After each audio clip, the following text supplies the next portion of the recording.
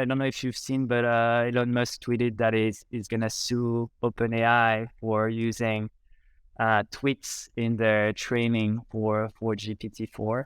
So I would argue that it's a challenge for AI in general, and it's going to be good this year, I think, because we're going to start to have more legal clarity about how do we consider fair use, what are the regulators expecting from AI companies to respect in terms of rules. So I'm excited for more clarity on regulation this year. I think it's going to be a good thing for the field as we mature.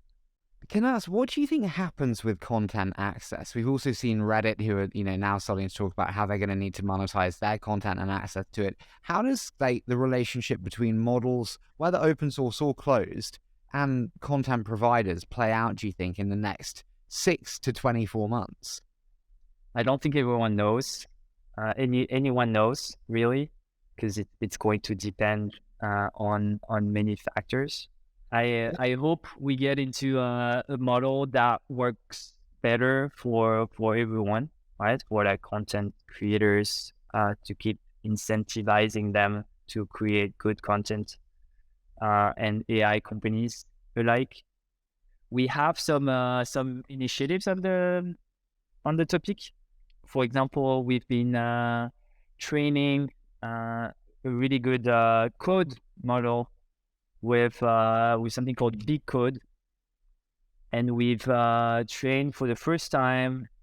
I think we were the first organization to train on a fully opted out data set where developers could just remove themselves from the training. So we're working on the topic. There are some interesting things. We're still scratching the surface, in my opinion, both Hugging Face and the domain. But it's going to be fun to see everything that happens in the next few months for sure.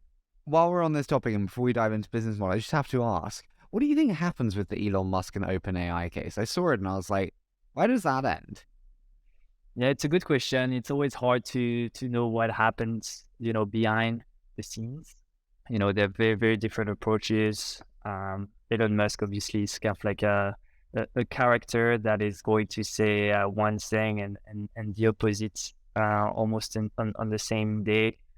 But I think he has a point in the necessity of openness for AI, and I'm sure we're going to talk a bit more about that and how important openness and transparency is for AI, but also for society in general. So I appreciate that he's putting at least this part of the conversation in the spotlight.